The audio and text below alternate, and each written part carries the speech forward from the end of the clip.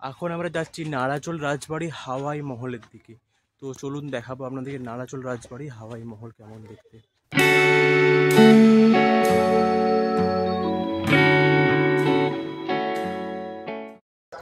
Good morning everyone, welcome to my brand new video. আজকে 13 ফেব্রুয়ারি 2024 মঙ্গলবার। এখন বাজে সকাল 7টা। আমি আছি আমার বাড়িতে। বাই দ্য ওয়ে, যারা জানো না যে আমার বাড়ি কোথায় তাদের জন্য বলে রাখি যে আমার বাড়ি পশ্চিম মেদিনীপুর জেলার আনন্দপুর থানার আন্ডারে খেতুয়াতে আমার বাড়ি। তো আজকে খুব একটা স্পেশাল ভিডিও হতে চলেছে, কেননা আজকে আমরা যাব নাড়াচলের রাজবাড়ি। তো চলুন তাড়াতাড়ি রেডি হয়ে দেখা হচ্ছে। এখন বাজে 8টা, তো ফটাফট রেডি হয়ে এলাম, তাহলে যাওয়া যাক। বাট তার আগে আমরা জেনে নেবো যে কীভাবে যাব। তো আমি যেহেতু বাসে করে যাব, তাই বাসের টাইমটাই বলছি। তো খেতুয়া থেকে 9টাতে বাস আছে কেশপুর যাওয়ার জন্য। তো আমরা খেতুয়া থেকে 9টাতে বাস ধরে যাব কেশপুরে আমরা বাস চেঞ্জ করে যাব নাড়াচল। তো ওখানে নাড়াচলের মেন বাজারে নেমে ওখান থেকে আমরা টোটো ধরবো। তো টোটো ধরে তারপরে যাব নাড়াচলের রাজবাড়ি। তাহলে যাওয়া যাক, চলুন। বাড়ি থেকে বেরিয়ে গেছি, এখন যাচ্ছি রাস্তাতে, সামনেই বাস স্ট্যান্ড, ওখানে গিয়ে বাসে উঠবো। তো চলুন যাওয়া যাক। তো এখন বাজে 9:30, আমি আছি কেশপুর বাস স্ট্যান্ডে। তো এই বাস থেকে নামলাম, এবার এখান থেকে নাড়াচল যাওয়ার বাস কোথায় পাওয়া যায় সেটা দেখছি। তো চলুন যাওয়া যাক।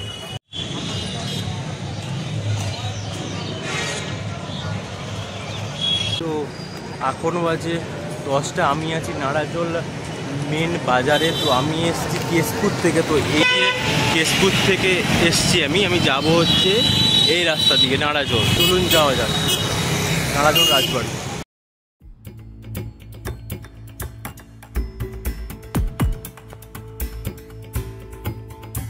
ধান কাটার পর জমিতে যে অবশিষ্ট অংশ থাকে তাকে মেদিনীপুরের ভাষায় বলে নাড়া, আর জল শব্দটি এসেছে জলা জমি থেকে। এই নিয়ে নাড়াচল। চারিদিকে শিলাবতী, কংসাবতী, ফাঁকি আর বরাক নদী দিয়ে ঘেরা এই অংশ একসময় জলে ডুবে থাকত। পশ্চিম মেদিনীপুর জেলার ঘাটার মহকুমার অন্তর্গত এই জায়গা 600 বছরের ইতিহাস নিয়ে দাঁড়িয়ে আছে নাড়াচলের রাজবাড়ি। 500 বিঘা জমির উপর তৈরি এই রাজবাড়ি দুটি ভাগে বিভক্ত, একটি অন্তর্গড় ও আরেকটি বহির্গড়। 16 শতকে প্রতিষ্ঠা হয় এই রাজবাড়ি। উদয়নারায়ণ ঘোষের পর নাড়াচলের অধিপতি হন প্রতাপ নারায়ণ।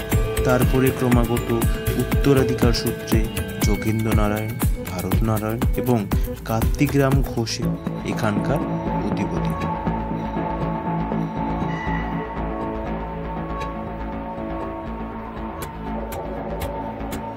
আমরা এখন দাঁড়িয়ে আছি নাড়াচল রাজ কলেজের সামনে। তো এইটি স্থাপিত হয়েছিল 1966 সালে।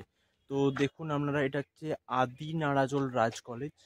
তো এই রাজ কলেজের ভেতর দিয়ে আমরা যাব নাড়াচল রাজবাড়িতে। তো চলুন যাওয়া যাক।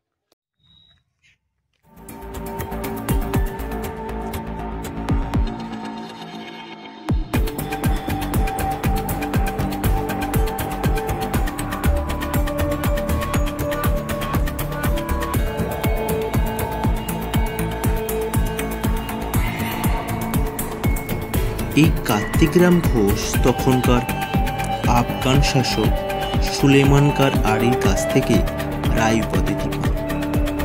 সেই সময় দিল্লিতে মুঘল বাদশাহ আকবরের শাসনকাল। পরবর্তীকালে বহু অধিপতি গিয়েছেন এসেছেন, কিন্তু রাজা নরেন্দ্রলাল খান এর সময়কাল থেকে স্থাপত্য, চিত্র, শিল্প, সঙ্গীত ও সাংস্কৃতিক বিকাশ করতে শুরু করে।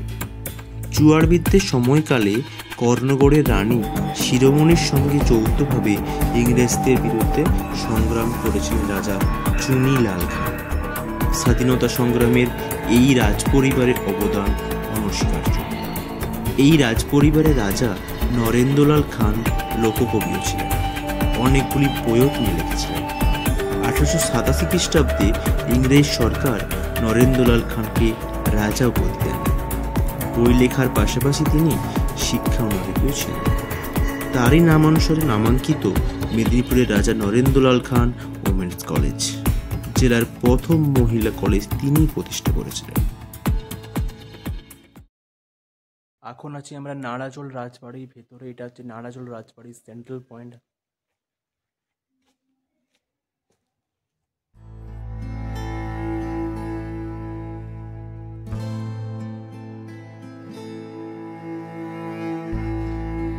এখন যাচ্ছি আমরা জয় দুর্গা মন্দির চত্বরে। এখানকার পুজো রীতি কিছুটা ভিন্ন। মায়ের পুজো রাজবাড়ির মহিলারা অংশগ্রহণ করেন, কিন্তু পুষ্পাঞ্জলি দেওয়ার অধিকার তাদের। এই রাজবাড়িতে দুর্গা প্রতিমা তৈরি হয় না, স্থায়ী অস্ত্রধাতুর মূর্তিতেই পুজো হয়। রাজবাড়ির মা একাই পূজিত হন, সঙ্গে নেই কার্তিক, গণেশ, লক্ষ্মী ও সরস্বতী। দশমীতে মায়ের নিরঞ্জন হয়, কিন্তু বিসর্জন হয় না। শত শত বছর ধরে চলে আসা এই রীতির আজও কোনো হেরফের নেই।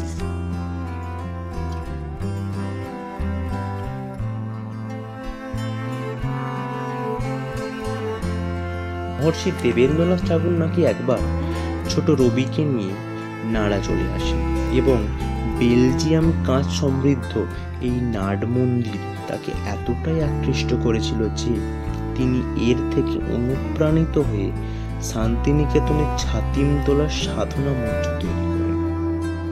এই মন্দির চত্বরের পবিত্রতা, সমৃদ্ধতা ও ব্যতিক্রমী স্থাপত্য আপনাকে আচ্ছন্ন করে ফেলতে পারে। এখন আমরা আছি নাড়াজোল রাজবাড়ির রাজঘাটে। তো আপনারা দেখুন, এটা হচ্ছে নাড়াজোল রাজবাড়ির রাজঘাট। তো এবার আপনাদেরকে দেখাবো নাড়াজোল রাজবাড়ির হাওয়াই মহল।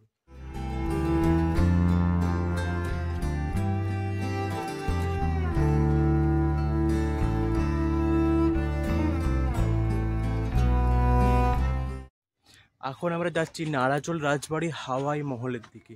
তো চলুন দেখাবো আপনাদেরকে নাড়াজোল রাজবাড়ির হাওয়াই মহল কেমন দেখতে। এখন আমরা নাড়াজোল রাজবাড়ি হাওয়াই মহলের সামনে দাঁড়িয়ে আছি। এটা হলো হাওয়াই মহলের গেট। তো চলুন যাওয়া যাক হাওয়াই মহলের দিকে।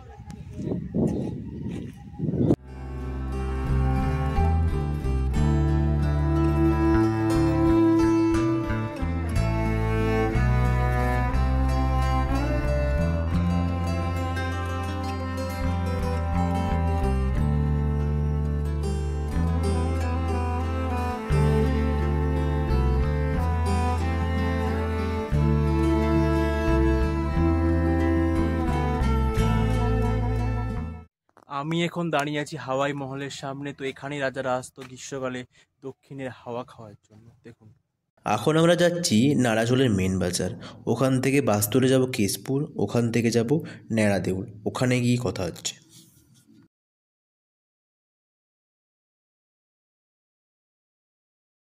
তো এখন বাজে 12:30। আমি কেশপুর থেকে বাস ধরে এখন এসেছি ন্যাড়াদেউলে। তো এখান থেকে টোটো ধরে যাবো বাড়িতে।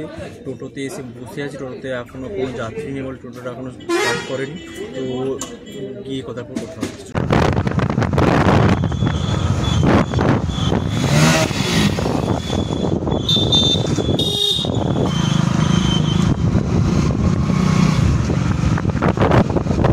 বাড়িতে এসে ফ্রেশ হলাম। তো ভিডিওটি শেষ করার আগে একটা কথা বলছি।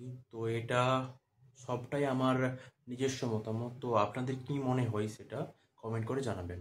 এই কিছুদিন হলো আমি ইউটিউবে ভিডিও বানানোর জন্য অনেক ঐতিহাসিক স্থাপত্যতে গেছি, কিন্তু দেখে খুবই খারাপ লাগছে যে আজ সংরক্ষণের অভাবে সেগুলির অবস্থা খুবই সংকটে। কিছু কিছু জায়গায় ধ্বংসপ্রায় অবস্থা।